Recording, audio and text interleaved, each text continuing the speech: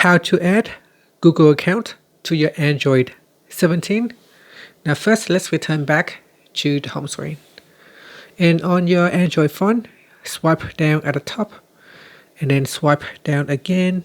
And here, tap on the settings icon. Now, if you want to add in a new Google account, you can do it at the top here. Tap on sign into your Google account. Another way to do it is to scroll down and tap on accounts and backup. Then tap on manage accounts. Next, tap on add account and then tap on Google. Next, it asks you to put in your PIN. So put in the PIN and tap on the go button at the bottom.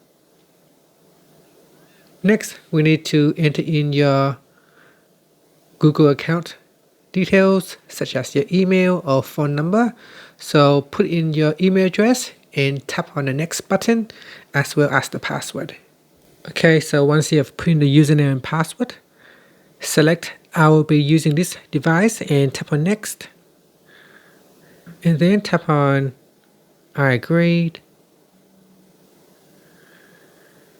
And that's it. We have now successfully added Google account to our device. Once you have added a Google account, you'll be able to access to services such as Play Store, photo and videos from the cloud, and many other services.